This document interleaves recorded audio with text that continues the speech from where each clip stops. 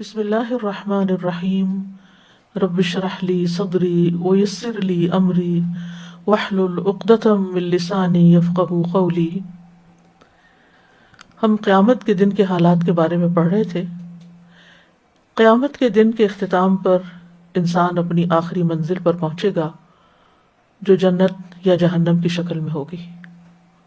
تو اب سے ہم جنت اور جہنم کے بیان کے بارے میں پڑھیں گے، پہلے جہنم کے بارے میں اور پھر جنت کے بارے میں کہ جہنم کیا چیز ہے، لفظ جہنم کا معنی کیا ہے، جہنم کے دیگر نام کیا ہیں، جہنم میں جانے والوں کی تعداد کتنی ہوگی، دروازے کتنے ہیں، جہنم کے فرشتے کتنے ہیں، جہنم کی وسعت کتنی ہے، اس کے درکات کتنے ہیں، اس کی آگ کی شدت کیسی ہے، اہل جہنم کے اوصاف کیا ہیں، اور اس کے علاوہ بھی دیگر موضوعات پر انشاءاللہ ہم بات کریں گے۔ حقیقت یہ ہے کہ جو شخص اس دن جہنم سے بچ گیا، جہنم کی آگ سے بچ گیا اور جنت میں داخل کر دیا گیا، وہی دراصل کامیاب ہے۔ سورۃ آل عمران میں اللہ سبحانہ وتعالیٰ ارشاد فرماتے ہیں، كل نفس ذائقة الموت وإنما توفون أجوركم يوم القيامة فمن زحزح عن النار وأدخل الجنة فقد فاز وما الحياة الدنيا إلا متاع الغرور۔ ہر جان موت کو چکھنے والی ہے اور تمہیں تمہارے اجر قیامت کے دن پورے دیے جائیں گے۔ پھر جو شخص آگ سے دور کر دیا گیا اور جنت میں داخل کر دیا گیا تو یقیناً وہ کامیاب ہو گیا، اور دنیا کی زندگی تو دھوکے کے سامان کے سوا کچھ بھی نہیں۔ تو اصل کامیابی آخرت کی کامیابی ہے، اصل کامیابی آگ سے نجات ہے اور جنت میں داخلہ ہے۔ اللہ سبحانہ تعالیٰ نے یہ دنیا امتحان کے لیے بنائی، اور اس امتحان میں کامیاب ہونے کے لیے انبیاء اور رسل بھیجے تاکہ وہ انسانوں کو بتائیں کہ کامیاب ہونے کے طریقے کیا ہیں۔ تو جن لوگوں نے ان کی بات مان لی اور صراط مستقیم پر گامزن ہو گئے اور اس پر مرتے دم تک استقامت اختیار کی، اللہ اپنی فضل اور رحمت کے ساتھ ان کو کامیابی سے ہمکنار کرے گا۔ اور جنہوں نے رسولوں کی بات نہیں مانی اور اپنی خواہشات پر چلتے رہے، ان کا پھر آخری ٹھکانہ جہنم ہوگا۔ جہنم برحق ہے، یعنی جنت بھی برحق ہے اور جہنم بھی برحق ہے۔ یہ دونوں مقامات حقیقت میں ایگزسٹ کرتے ہیں، کیونکہ کچھ لوگوں نے نان مسلمز کے علاوہ مسلمز میں سے بھی کچھ لوگوں نے اس بات کا انکار کیا ہے کہ جنت اور جہنم واقعی حقیقت میں کوئی چیز ہے۔ نبی صلی اللہ علیہ وسلم نے فرمایا، جس نے گواہی دی کہ اللہ کے سوا کوئی معبود نہیں، وہ اکیلا ہے، اس کا کوئی شریک نہیں، اور محمد صلی اللہ علیہ وسلم اس کے بندے اور اس کے رسول ہیں، اور عیسیٰ علیہ السلام اس کے بندے اور اس کے رسول ہیں اور اس کا کلمہ ہے جسے اللہ نے مریم کی طرف القاء کیا تھا، اور اس کی طرف سے روح ہے، اور جنت حق ہے اور جہنم حق ہے، والجنت حق والنار حق ادخلہ اللہ الجنت علی ما کان من العمل، تو اس نے جو بھی عمل کیا ہوگا آخر اللہ اسے جنت میں داخل کرے گا۔ تو گویا یہ ہمارے ایمان کا حصہ ہے کہ جہنم اور جنت برحق ہیں۔ جب انسان جہنم کی حقیقت کو سمجھ لیتا ہے تو انسان کی زندگی کا رخ بدل جاتا ہے، انسان کی پرائرٹیز، ترجیحات تبدیل ہو جاتی ہیں۔ مسند احمد کی روایت ہے، رسول اللہ صلی اللہ علیہ وسلم نے فرمایا، میں وہ کچھ دیکھتا ہوں جو تم دیکھ نہیں سکتے، میں وہ کچھ سنتا ہوں جو تم نہیں سنتے۔ آسمان چرچرانے لگے، اور ان کا حق بھی ہے کہ وہ چرچرائیں، کیونکہ آسمان میں 4 انگلیوں کے برابر بھی ایسی جگہ نہیں ہے جس پر کوئی فرشتہ سجدہ ریز نہ ہو۔ اگر تمہیں وہ باتیں معلوم ہوتی جو میں جانتا ہوں تو تم بہت کم ہنستے اور بہت زیادہ روتے، اور بستروں پر اپنی عورتوں سے لطف اندوز نہ ہو سکتے، اور پہاڑوں کی طرف نکل جاتے تاکہ اللہ کی پناہ میں آ جاؤ۔ تو اس سے یہ پتہ چلتا ہے کہ جہنم کوئی معمولی چیز نہیں، وہ بہت بڑی بلا ہے۔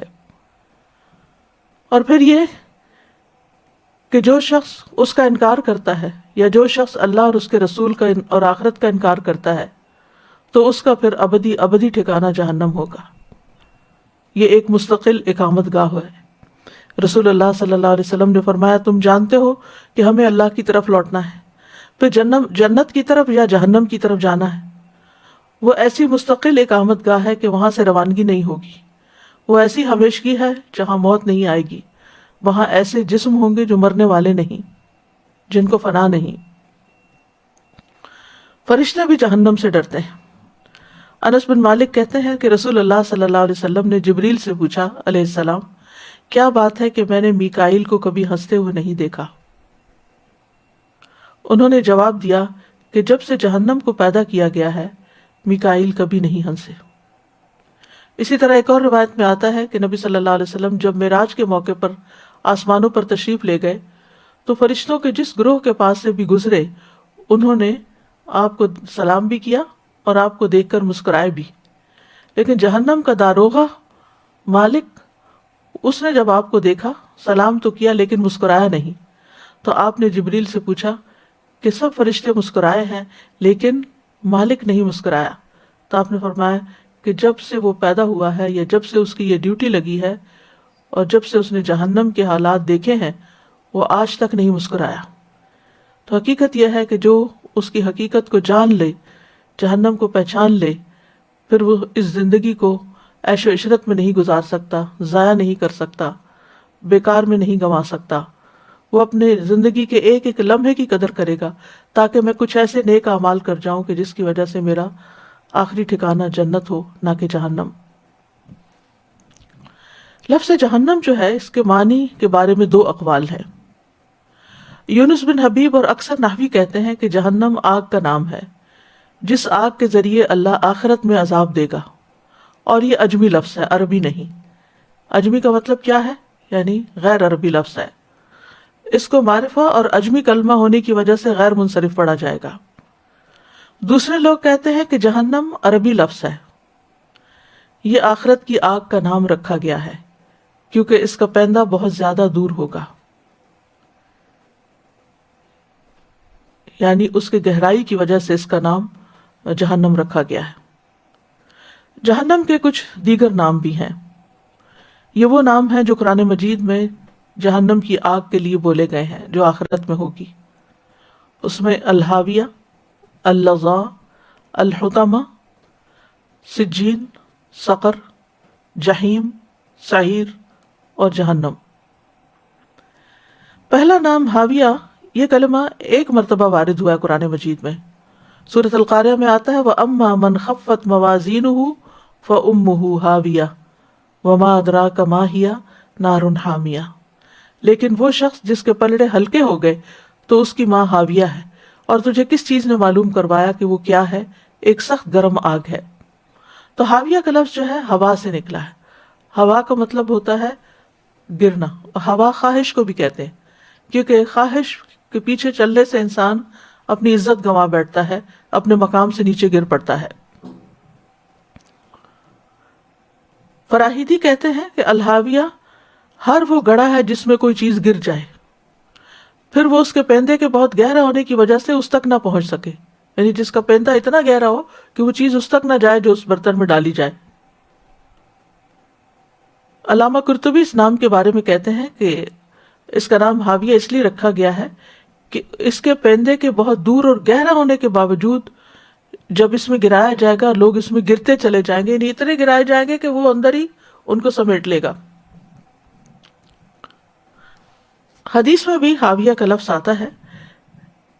ابن مسعود کہتے ہیں کہ اللہ کے راستے میں لڑائی اور جہاد تمام گناہوں کو مٹا دیتا ہے سوائے امانت کے۔ پھر فرمایا کہ قیامت کے دن بندے کو لایا جائے گا، اگر اس نے اللہ کے راستے میں قتال اور جہاد کیا ہوگا تو اس سے کہا جائے گا کہ تو اپنی امانت ادا کر۔ سو وہ کہے گا اے میرے رب کیسے ادا کروں، دنیا تو گزر چکی۔ فرماتے ہیں کہا جائے گا کہ اسے حاویہ میں لے جایا جائے گا، یعنی جہنم میں، یہاں لفظ حاویہ استعمال ہوا ہے، اور اس کے لیے اس کی امانت کو اس کی اصلی صورت میں بنا دیا جائے گا. بس وہ دیکھے گا اور پہچان لے گا کہ اچھا یہ ہے میری امانت جو میں نے ادا نہیں کی. پھر اس کے پیچھے پیچھے گرتا پڑے گا یہاں تک کہ اسے پا کر کندھوں پر لاد لے گا. پھر جب وہ دیکھے گا کہ کندھوں سے اتر گئی ہے پھر اس کے پیچھے جائے گا اور اسی طرح ہمیشہ کرتا رہے گا. پھر فرمایا نماز امانت ہے، وضو امانت ہے، وزن امانت ہے، ناپ امانت ہے. آپ نے بہت سی چیزیں گنوائیں اور ان سب سے سخت وہ امانتیں ہیں جو سونپی گئی ہیں. دوسرا ہے لظا. لظا یہ کلمہ قرآن مجید میں ایک ہی مرتبہ وارد ہوا ہے. اللہ سبحانہ وتعالیٰ کے اس قول میں جو سورۃ المعارج میں ہے، کلا انہا لظا نزاعۃ للشوی، ہرگز نہیں، یقیناً وہ جہنم ایک شعلہ مارنے والی آگ ہے، منہ اور سر کی کھال کو اتار کھینچنے والی ہے. فراہیدی کہتے ہیں کہ لظا خالص شعلے کو کہتے ہیں، پیور فلیم. اور لزیت النار تلظا لظن، ولزیت النار تلظا لظن، یعنی آگ چپک جاتی ہے، چپک جانا، یعنی ایسی آگ جو خالص ہو اور وہ جسم کے ساتھ چپک جائے. ابن منظور کہتے ہیں اس کا یہ نام اس لیے رکھا گیا ہے کیونکہ وہ ہر طرح کی آگ سے زیادہ سخت ہے. تیسرا نام ہے حطمہ. یہ کلمہ قرآن مجید میں 2 مرتبہ وارد ہوا ہے اور وہ اللہ تعالیٰ کے اس فرمان میں ہے، کلا لینبذن فی الحطمہ وما ادراک ما الحطمہ نار اللہ الموقدہ التی تطلع علی الافئدہ. ہرگز نہیں، یقیناً وہ ضرور حطمہ میں پھینکا جائے گا. اور تجھے کس چیز نے معلوم کروایا کہ وہ حطمہ کیا ہے؟ اللہ کی بھڑکائی ہوئی آگ ہے جو دلوں پر جھانکتی ہے. یعنی حطمہ کیا ہے؟ بھڑکائی ہوئی آگ. ابن فارس نے اس کے لغوی معنی بیان کیے ہیں کہ ہا تا میم ایک مادہ ہے اور یہ کسی چیز کو توڑ پھوڑ کر رکھ دینے کے لیے استعمال ہوتا ہے. حطمت الشیء حتما، میں نے ایک چیز کو توڑ دیا، اور جو چیز خود ہی ٹوٹ جائے اسے حتم کہا جاتا ہے. اور پھر یہ کہ جہنم کی آگ کو حطمہ کا نام اس لیے دیا گیا ہے کہ یہ آگ جس چیز تک پہنچے گی اس کو توڑ پھوڑ کے رکھ دے گی، کرش کر کے رکھ دے گی. چوتھا نام ہے سجین. یہ کلمہ بھی قرآن مجید میں 2 مرتبہ وارد ہوا ہے.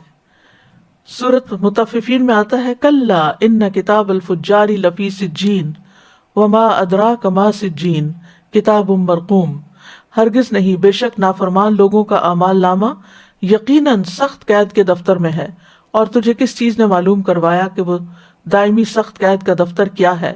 ایک کتاب ہے واضح لکھی ہوئی.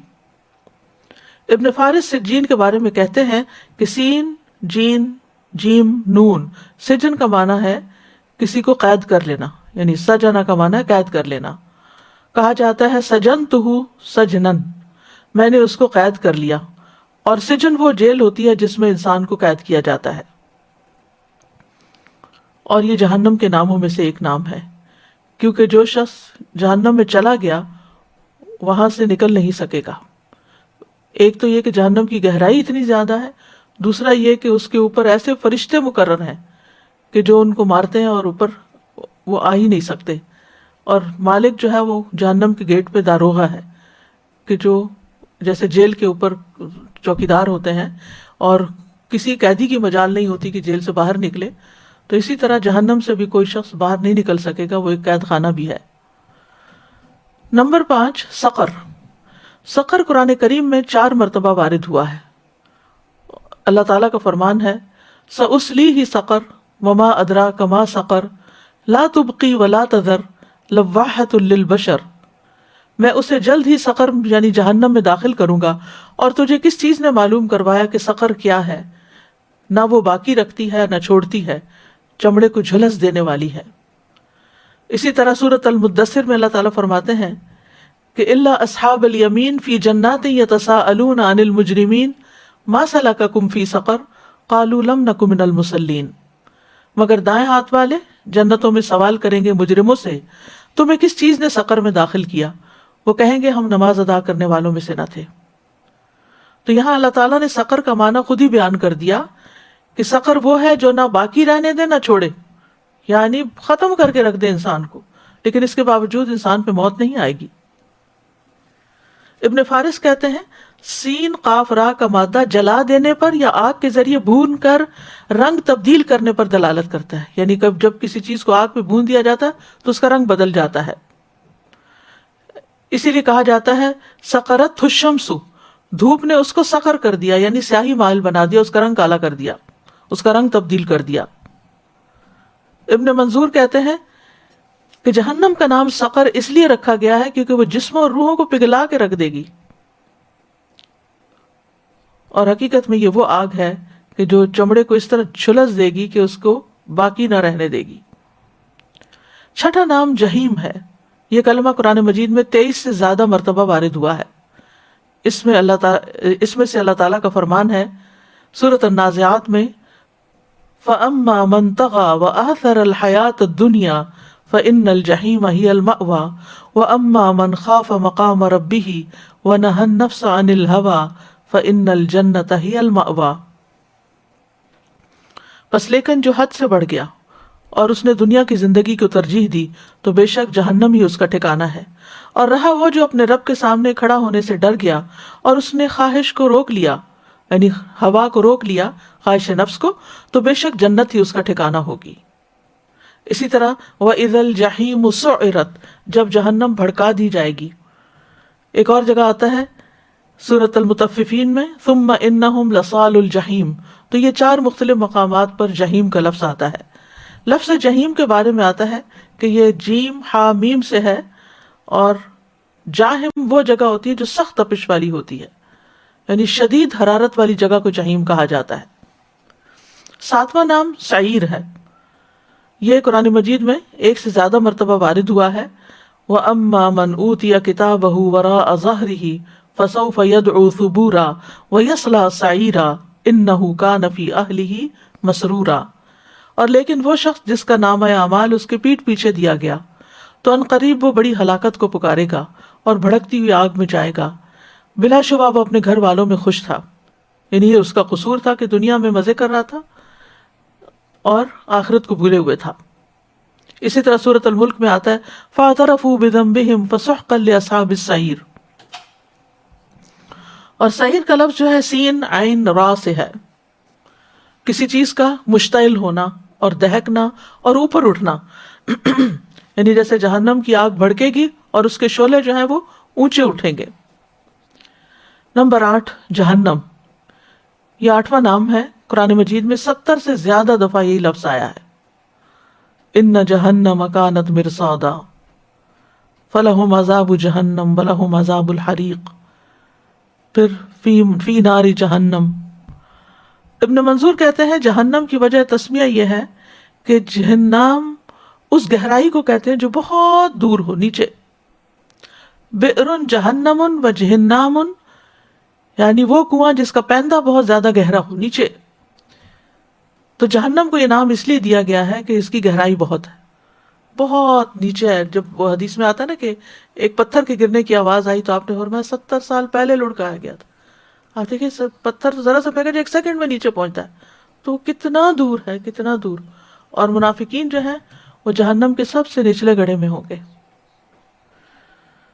تو یہ تو تھے جہنم کے نام جو قرآن مجید میں وارد ہوئے ہیں، لیکن جہنم کی کچھ صفات اور القاب بھی ہیں جو قرآن مجید میں آتی ہیں، یعنی جہنم وہ آگ جو آخرت میں ہوگی اور اس کی کچھ صفات یوں ہوں گی۔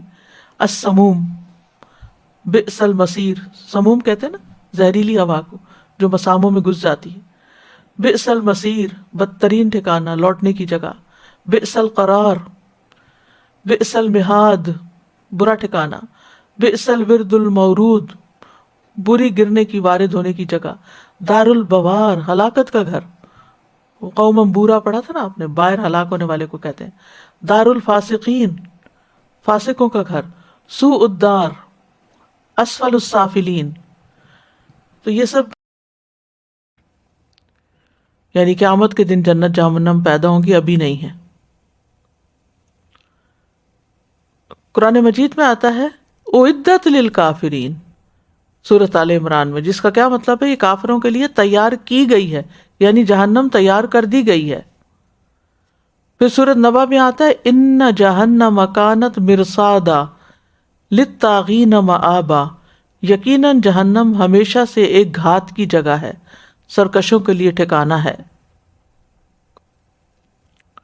اللہ سبحانہ تعالیٰ نے جنت اور جہنم کو تخلیق کرنے کے بعد جبریل علیہ السلام کو اس کی طرف بھیجا۔ مسند احمد کی روایت میں آتا ہے جب اللہ عز و جل نے جنت کو پیدا کیا تو جبریل علیہ السلام سے کہا کہ جا کر اسے دیکھ آؤ۔ چنانچہ جبریل علیہ السلام گئے اور دیکھا، واپس آ کر عرض کیا یا رب و عزتک، اے میرے رب آپ کی عزت کی قسم، اس کے متعلق جو بھی سنے گا، یعنی جنت کے متعلق جو بھی سنے گا وہ اس میں داخل ہونا چاہے گا۔ پھر اللہ کے حکم پر جنت کو ناپسندیدہ چیزوں سے ڈھانپ دیا گیا۔ پھر اللہ تعالیٰ نے فرمایا اب جا کر اسے دیکھ کر آؤ۔ چنانچہ وہ دوبارہ گئے، دیکھا اور کہا یا رب و عزتک، اے میرے رب آپ کی عزت کی قسم، مجھے اندیشہ ہے کہ اب اس میں کوئی داخل ہی نہیں ہو سکے گا۔ یہ اتنا مشکل رستہ جنت کا،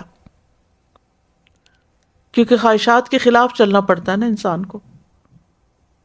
اسی طرح جب اللہ نے آگ کو پیدا کیا تو جبریل علیہ السلام سے فرمایا اے جبریل جا کر جہنم دیکھ آؤ۔ جب وہ وہاں پہنچے اور دیکھ کر واپس آ کر کہنے لگے یا رب و عزتک، اے میرے رب آپ کی عزت کی قسم، کوئی بھی شخص جو اس کے متعلق سنے گا اس میں داخل ہونا نہیں چاہے گا۔ اللہ کے حکم پر پھر اسے خواہشات سے ڈھانپ دیا گیا۔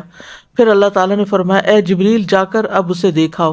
چنانچہ وہ گئے اور اسے دیکھا تو کہا یا رب و عزتک، اے رب آپ کی عزت کی قسم، مجھے تو اندیشہ ہے کہ اب کوئی آدمی اس میں داخل ہونے سے بچ نہیں سکے گا۔ استغفر اللہ۔ تو اسی ابھی سورۃ النازعات کی جو آیات میں نے پڑھی تھی نا، جس میں آتا ہے کہ وَأَمَّا مَنْ خَافَ مَقَامَ رَبِّهِ وَنَهَى النَّفْسَ عَنِ الْهَوَىٰ فَإِنَّ الْجَنَّةَ هِيَ الْمَأْوَىٰ، جو اپنے رب کے سامنے کھڑے ہونے سے ڈر گیا، یعنی دنیا میں ڈرتا ہے کہ میں اپنے رب کو کیسے جواب دوں گا، اس کے سامنے کھڑے ہو کے کیا کہوں گا کہ میں نے یہ گناہ کیوں کیے۔ وَنَهَى النَّفْسَ عَنِ الْهَوَىٰ، اور اپنے نفس کو خواہش سے روک لیا، یعنی حرام خواہشات کو چھوڑ دیا۔ اسے پتہ جب چل گیا کہ یہ چیز اللہ کو پسند نہیں تو اس نے اس کو ترک کر دیا۔ فَإِنَّ الْجَنَّةَ هِيَ الْمَأْوَىٰ، تو جنت اس کا ٹھکانہ ہوگی۔ لیکن اگر کوئی شخص اپنی ہی خواہشات پہ چل رہا ہے، اگر ہماری خواہش یہ ہے کہ ہم ایسے کپڑے پہنے کہ جو بالکل آج کل کے ٹرینڈز کے مطابق ہو، چاہے اس میں ہمارا جسم ننگا ہو یا وہ ٹائٹ ہو یا وہ ہمیں ڈھکتے ہوں یا نہ ڈھکتے ہوں، یہ خواہش ہے نا، خواہش نفس ہے کہ گو ود دا فلو، جو لوگ کر رہے ہیں تم بھی وہی کرو۔ تو اس پر کتنی سخت وعید سنائی گئی ہے کہ وہ عورتیں جنت کی خوشبو بھی نہ پا سکیں گی جو لباس پہن کر بھی ننگی رہیں۔ ایک تو سی تھرو کپڑوں میں انسان ننگا ہوتا ہے، دوسرا انتہائی ٹائٹ کپڑوں میں۔ تب آپ دیکھیں کہ بعض اوقات گاؤنز اور جو اوپر کے ڈریسز ہیں وہی اتنے ٹائٹ ہوتے ہیں کہ اس میں سے جسم سارا دکھ رہا ہوتا ہے، یہ سب کچھ نظر آ رہا ہوتا ہے۔ لیکن ہم کیا کریں، ہماری خواہش ہے یہ ایسا لباس پہننا، یا اسی طرح جب کسی چیز کے بارے میں پتہ چل جائے یہ مشکوک ہے، یہ حرام ہے، نہیں کھانی، لیکن ہمیں پسند بہت ہے تو اس لیے بسم اللہ پڑھ کے کھا لیتے ہیں، کوئی بات نہیں۔ تو جنت میں جانے کے لیے خواہش نفس کو روکنا بہت ضروری۔ اسی لیے اللہ نے جو شراب حرام کی، زنا حرام کیا اور حرام حلال کا کانسیپٹ دیا، تو ان چیزوں کو مد نظر رکھنا بے حد ضروری ہے۔ صرف خواہشات کے پیچھے چل کے زندگی بسر نہیں کرنی چاہیے۔ بہرحال یہ حدیث تو یہاں اس لیے لائی گئی کہ یہ بتایا جائے کہ جنت اللہ تعالیٰ نے تخلیق کی اور اس کو دیکھنے کے لیے جبریل کو بھیجا، جہنم بھی اللہ نے بنائی اور اس کو دیکھنے کے لیے جبریل علیہ السلام کو بھیجا۔ تو اس لیے ہم اس کا انکار نہیں کر سکتے کہ یہ قیامت کے دن جنت جہنم بنے گی، نہیں، وہ اب بھی ہے۔ نبی صلی اللہ علیہ وسلم کو بھی جہنم دکھائی گئی تھی۔ حضرت عائشہ کہتی ہیں رسول اللہ صلی اللہ علیہ وسلم نے فرمایا یقیناً میں نے اس مقام پر کھڑے ہر چیز کو دیکھا ہے جس کا مجھ سے وعدہ کیا گیا تھا، حتیٰ کہ میں نے یہ بھی دیکھا کہ جنت کے انگوروں سے ایک خوشہ توڑنے کا ارادہ کر رہا ہوں۔ جب تم نے مجھے آگے بڑھتے ہوئے دیکھا، اسی طرح میں نے جہنم کو بھی دیکھا، اس کے شعلے ایک دوسرے کو توڑ رہے تھے جب تم نے مجھے پیچھے ہٹتے ہوئے دیکھا. یعنی نبی صلی اللہ علیہ وسلم کو یہ ان چیزوں کا مشاہدہ کروایا گیا، یعنی جنت اور جہنم دونوں کا. عبداللہ بن عباس کہتے ہیں کہ رسول اللہ صلی اللہ علیہ وسلم نے فرمایا مجھے نماز کی حالت میں جہنم دکھائی گئی، مجھے نماز کی حالت میں جہنم دکھائی گئی، چنانچہ میں نے آج کی طرح کا ہیبت ناک منظر کبھی نہیں دیکھا، یعنی اتنا خوفناک چیز کبھی بھی نہیں دیکھی. مرنے کے بعد مرنے والے کو جنت یا جہنم میں اس کا ٹھکانہ دکھایا جاتا ہے، یعنی قبر میں جب انسان جاتا ہے. عبداللہ ابن عمر رضی اللہ عنہ کہتے ہیں کہ رسول اللہ صلی اللہ علیہ وسلم نے فرمایا جب تم میں سے کوئی مر جاتا ہے تو ہر صبح اور شام اسے اس کا ٹھکانہ دکھایا جاتا ہے، اگر وہ جنتی ہے تو جنت میں، اگر جہنمی ہے تو جہنم میں، پھر اسے کہا جاتا ہے کہ یہی تیرا مقام ہے یہاں تک کہ قیامت کے دن اللہ تجھے اٹھائے. تو اس سے یہ پتہ چلتا ہے کہ جنت اور جہنم قیامت کے آنے سے پہلے ہی بن چکے ہیں. قیامت کے دن تو بس اس میں مجرموں کو ڈالا جائے گا، جیسے کہ سورۃ مریم میں آتا ہے فَوَرَبِّكَ لَنَحْشُرَنَّهُمْ أَجْمَعِينَ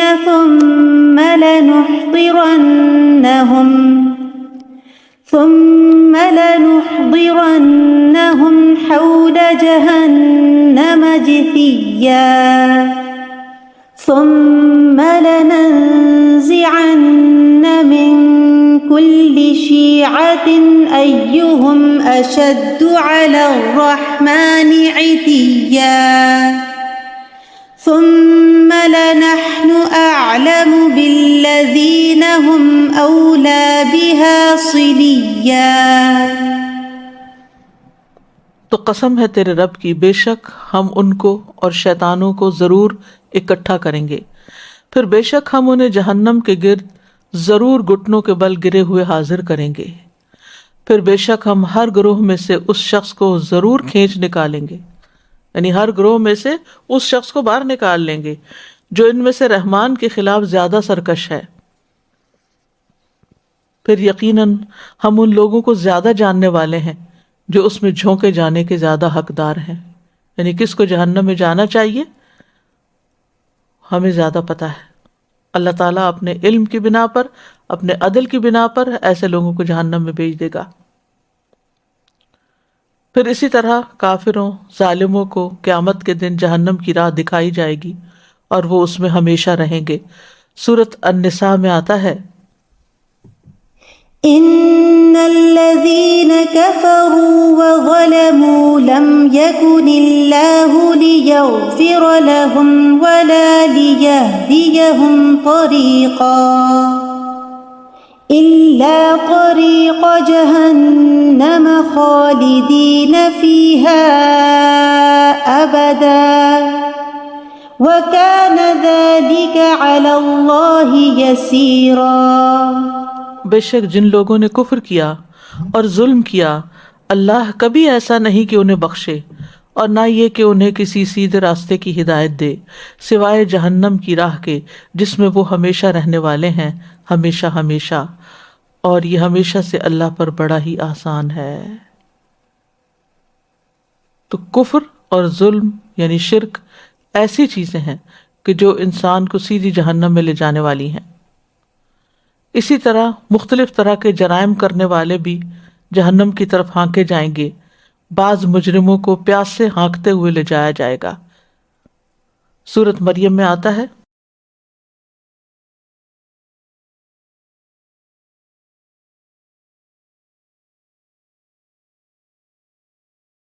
بعض مجرموں کو پیاس سے ہانکتے ہوئے لے جایا جائے گا. سورۃ مریم میں آتا ہے وَنَسُوقُ الْمُجْرِمِينَ إِلَى جَهَنَّمَ وِرْدًا. اور مجرموں کو جہنم کی طرف پیاس سے ہانک کر لے جائیں گے.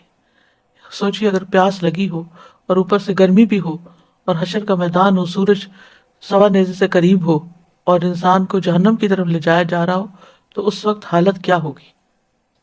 پیاس تو آپ کو کہیں بھی لگ جائے تو انسان بے چین ہو جاتا ہے. پیاس لگی ہو تو نہ نیند آتی ہے، نہ ہی کھانا کھایا جاتا ہے، نہ ہی انسان سے کوئی اور کام ہوتا ہے، وہ پہلے بھاگ کر کچھ ایسی چیز پیتا ہے جس سے اس کی پیاس دور ہو. لیکن یہ ہے کہ جہنم اور حشر کا میدان یہ سب اتنی ہولناک چیزیں ہیں کہ جہاں پر انسانوں کو باقی تکلیفوں کے ساتھ ساتھ پیاس بھی لگے گی. بعض مجرموں کو چہروں کے بل گھسیٹا جائے گا، اکٹھا کیا جائے گا.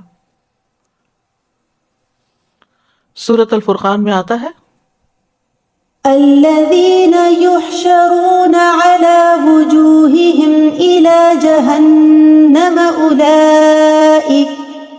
أولئك شر مكانا وأضل سبيلا. استغفر اللہ. انسان پاؤں کے بل چلتا ہے لیکن اس دن چہرے کے بل اس کو چلایا جائے گا. جو رب پاؤں کے ساتھ چلا سکتا ہے وہ انسان کو چہرے کے بل بھی چلا لے گا. پھر اسی طرح گروہ در گروہ لوگ جہنم میں جائیں گے اور جن و انس کی جماعتوں کے ساتھ. سورۃ الاعراف میں آتا ہے قال ادخلوا في قد خلت من قبلكم من الجن والإنس في النار كلما دخلت أمة لعنت أختها حتى إذا اداركوا فيها جميعا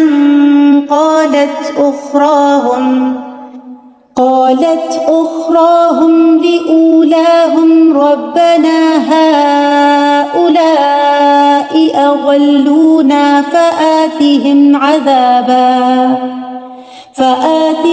عذابا ضعفا من النار قال لكل ضعف ولكن لا تعلمون.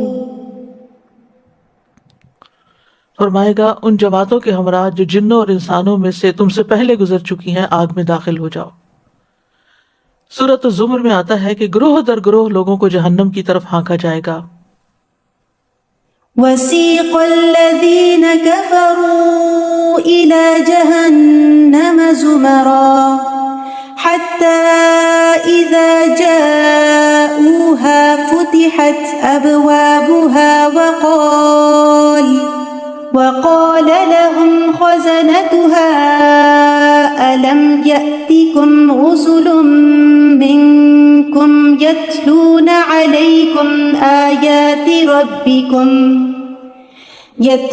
عليكم آيات ربكم وينذرونكم لقاء يومكم هذا قالوا بلى ولكن حقت كلمة العذاب على الكافرين قيل ادخلوا أبواب جهنم خالدين فيها فبئس مثوى المتكبرين. اور وہ لوگ جنہوں نے کفر کیا گروہ در گروہ جہنم کی طرف ہانکے جائیں گے یہاں تک کہ جب وہ اس کے پاس آئیں گے تو اس کے دروازے کھولے جائیں گے، یعنی باقاعدہ گیٹس ہیں جہنم کے. اور اس کے نگران ان سے کہیں گے کیا تمہارے پاس تم میں سے کچھ رسول نہیں آئے تھے جو تم پر تمہارے رب کی آیات پڑھتے ہوں اور تمہیں تمہارے اس دن کی ملاقات سے ڈراتے ہوں؟ کہیں گے کیوں نہیں، لیکن عذاب کی بات کافروں پر ثابت ہو گئی.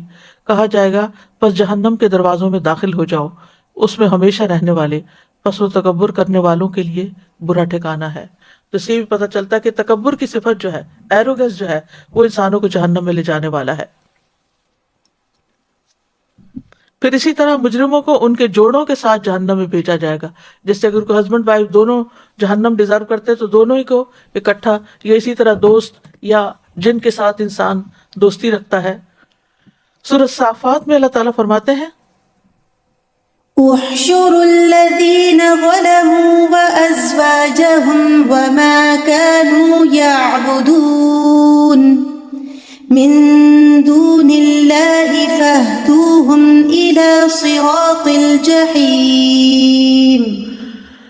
فرمایا اکٹھا کرو ان لوگوں کو جنہوں نے ظلم کیا اور ان کے جوڑوں کو اور جن کی وہ عبادت کیا کرتے تھے، یعنی معبود بھی ساتھ ہی، اللہ کے سوا، پھر انہیں جہنم کی راہ کی طرف لے چلو.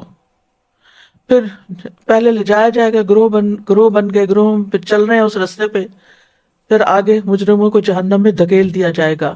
سورۃ دخان میں آتا ہے خذوه فاعتلوه إلى سواء الجحيم. اسے پکڑو پھر اسے بھڑکتی ہوئی آگ کے درمیان تک دھکیل کے لے جاؤ، سواء الجحیم، اندر تک چھوڑ کے آؤ. پھر یہ کہ سختی سے دھکیلا جائے گا، دھکے مار مار کے. سورۃ طور میں آتا ہے يوم يدعون إلى نار جهنم دعا هذه النار التي كنتم بها تكذبون. جس دن انہیں جہنم کی آگ کی طرف دھکیلا جائے گا، سخت دھکیلا جانا، بری طرح دھکے مار کے ان کو پھینک دے، کیونکہ وہ اندر جانا نہیں چاہیں گے. اب سوچے گہری کھائی اور اوپر سے کوئی دھکا دے کے گرا دے، کیا حال ہوگا. یہی ہے وہ آگ جسے تم جھٹلاتے تھے، جس کا تمہیں یقین نہیں تھا. پھر یہ کہ مجرم ایک دوسرے کے پیچھے آگ میں گرتے چلے جائیں گے، ایک لاٹ پہلے گئے، اس کے بعد ایک اور، اس کے بعد ایک اور. ابو سعید خدری رضی اللہ عنہ سے روایت ہے، وہ کہتے ہیں کہ رسول اللہ صلی اللہ علیہ وسلم نے فرمایا، پھر انہیں اکٹھا کر کے جہنم کی طرف ہانکا جائے گا. وہ جہنم سراب کی طرح ہوگی اور اس کا حصہ ایک دوسرے کو توڑ رہا ہوگا، اور لوگ آگ میں گرتے چلے جائیں گے، یعنی ایک دوسرے کے پیچھے بس گرتے ہی جا رہے ہوں گے، گرتے ہی جا رہے ہوں گے. جہنم میں جانے والوں کی تعداد کے بارے میں قرآن مجید میں آتا ہے کہ وہ کثیر تعداد کے لوگ ہوں گے، اتنے کہ جن سے جہنم اور جنت کو بھر دیا جائے گا. اور ہر 100 میں سے 99 لوگ جہنمی ہوں گے، ہر 1000 میں سے 999 لوگ، اور ہر مومن کے بدلے ایک کافر.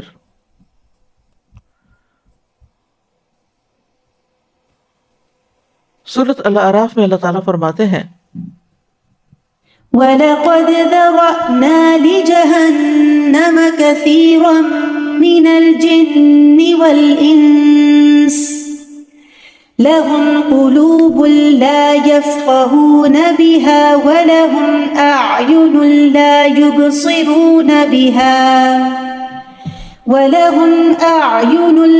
يُبْصِرُونَ بِهَا وَلَهُمْ آذَانٌ لَا يَسْمَعُونَ بِهَا أُولَئِكَ كَالْأَنْعَامِ بَلْ هُمْ أَضَلُّ أُولَئِكَ هُمُ الْغَافِلُونَ.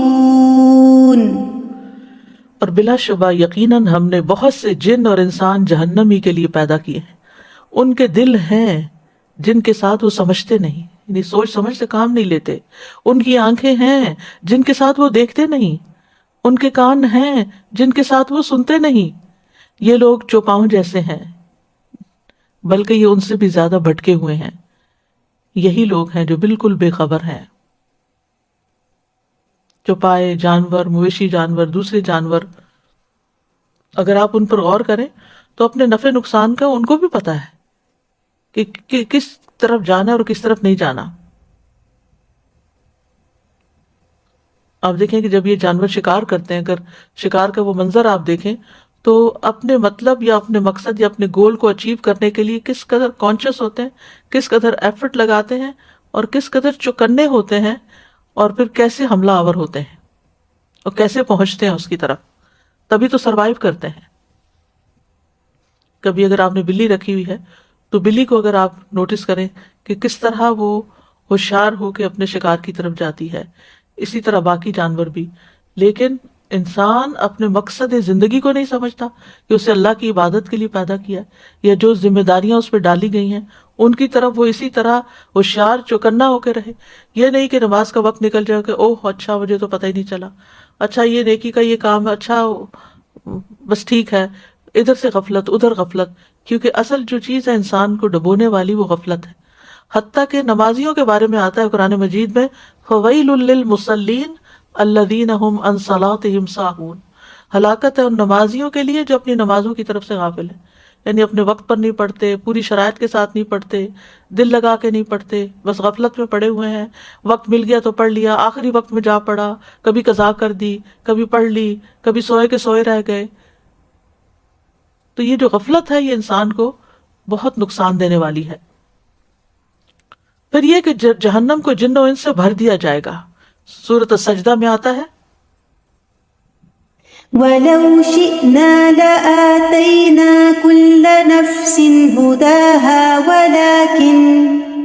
وَلَكِنْ حَقَّ الْقَوْلُ مِنِّي لَأَمْلَأَنَّ جَهَنَّمَ مِنَ الْجِنَّةِ وَالنَّاسِ أَجْمَعِينَ. اور اگر ہم چاہتے تو ہر نفس کو اس کی ہدایت دے دیتے، لیکن میری طرف سے بات پکی ہو چکی کہ یقیناً میں جہنم کو جنوں اور انسانوں سب سے ضرور بھر دوں گا. یعنی اتنی کثیر تعداد میں لوگ جہنم میں جائیں گے، کیونکہ دنیا میں آ کے شیطان نے ان کو بہکایا، خواہشات سے مغلوب ہوئے، آنکھوں پہ پٹی پڑ گئی اور اندھا دھند لوگوں کو دیکھ کر بلائنڈ فالوئنگ کے ذریعے اللہ کو بھول کر، آخرت کو بھول کر صرف مزوں میں پڑے رہے اور اس انجام کو بھول گئے، حتیٰ کہ اس نتیجے پہ جا پہنچے. ابو ہریرہ کہتے ہیں نبی صلی اللہ علیہ وسلم نے فرمایا قیامت والے دن سب سے پہلے آدم علیہ السلام کو بلایا جائے گا. وہ اپنی اولاد کو دیکھیں گے، انہیں بتایا جائے گا کہ یہ تمہارے باپ آدم ہے علیہ السلام. اللہ تعالیٰ ان کو آواز دے گا، وہ کہیں گے میں حاضر ہوں، میں حاضر ہوں. اللہ تعالیٰ فرمائے گا اپنی اولاد میں سے جہنم میں داخل ہونے والوں کو علیحدہ کر دو. وہ پوچھیں گے اے میرے رب کتنوں کو علیحدہ کروں؟ اللہ تعالیٰ فرمائیں گے 100 کی نفری میں سے 99 کو. صحابہ نے کہا اللہ کے رسول جب ہمارے 100 میں سے 99 کو دوزخ کے لیے پکڑ لیا جائے گا تو ہم میں سے کون بچے گا؟ آپ نے فرمایا بقیہ امتوں میں میری امت کی تعداد سیاہ رنگ کے بیل کے پشت پر سفید بالوں جتنی ہوگی. یعنی امت کم ہوگی تو اس میں سے کم لوگ پھر جائیں گے. اسی طرح ایک اور روایت میں آتا ہے کہ 1000 میں سے 999 جو یاجوج ماجوج کی اولاد میں سے ہوں گے.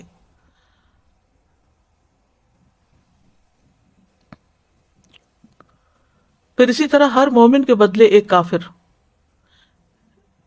ابو بردہ کہتے ہیں اپنے والد ابو موسیٰ اشعری سے رسول اللہ صلی اللہ علیہ وسلم نے فرمایا جب قیامت کا دن ہوگا تو ہر مومن کے پاس ایک فرشتہ کافر کو لے کر آئے گا اور اسے کہے گا اے مومن لیجئے یہ کافر، یہ جہنم سے تیرا فدیہ ہے.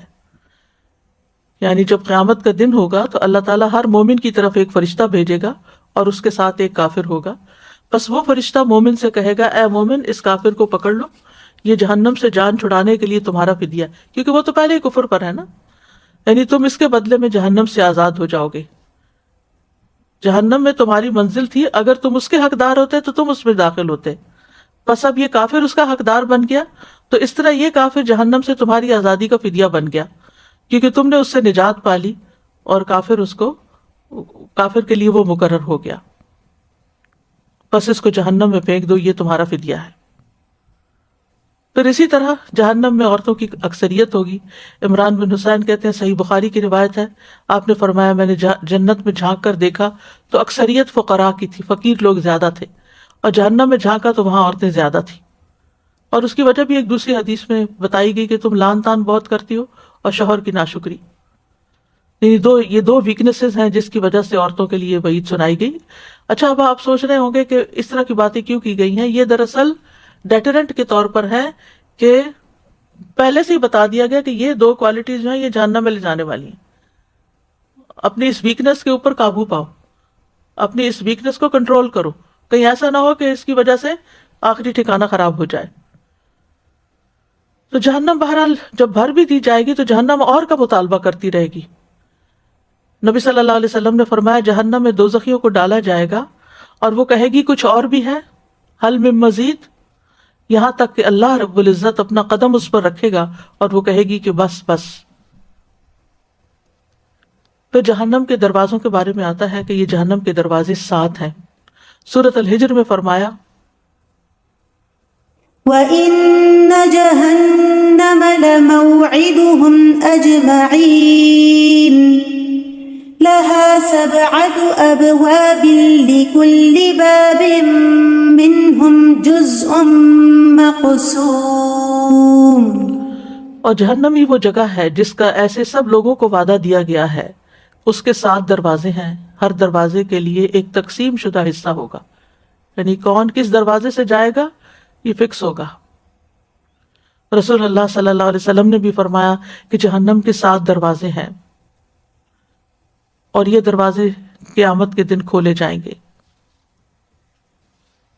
صفوان بن معطل سلمی رضی اللہ عنہ سے روایت ہے کہ میں نے نبی صلی اللہ علیہ وسلم سے پوچھا، اے اللہ کے نبی، میں آپ سے ایسی چیز کے بارے میں سوال کرنا چاہتا ہوں جسے آپ جانتے ہیں اور میں نہیں جانتا جسے آپ جانتے ہیں اور میں نہیں جانتا، کیا دن اور رات میں کوئی ایسی گھڑی بھی ہے جس میں نماز پڑھنا مکروہ ہو؟ رسول اللہ صلی اللہ علیہ وسلم نے فرمایا، فجر کی نماز پڑھنے کے بعد طلوع آفتاب تک مزید نماز پڑھنے سے رک جایا کرو، یعنی سورج نکلنے تک، کیونکہ سورج شیطان کے سینگوں میں طلوع ہوتا ہے۔ اب یہ غیب کی بات ہے، ہمیں نہیں معلوم، لیکن اس طرح بتا دیا گیا، جب سورج طلوع ہو جائے تو تم نماز پڑھ لو، یعنی اشراق کی نماز جس کو کہتے ہیں۔ اس میں فرشتے بھی حاضر ہوتے ہیں اور وہ قبول بھی ہوتی ہے۔ سبحان اللہ، کتنی فضیلت ہے اس نماز کی۔ یہاں تک کہ سورج تیرے سر پر نیزے کی طرح کھڑا ہو جائے، یعنی زوال کا وقت شروع ہو جائے۔ یہ ایسی گھڑی ہے جس میں جہنم کو گرم کیا جاتا ہے اور اس کے دروازے کھول دیے جاتے ہیں۔ جب سورج ڈھل جائے تو نماز عصر ادا کر سکتے ہو۔ اس نماز میں فرشتے حاضر ہوتے ہیں اور یہ بھی قبول ہوتی ہے۔ پھر عصر سے غروب آفتاب تک کوئی نماز نہ پڑھو۔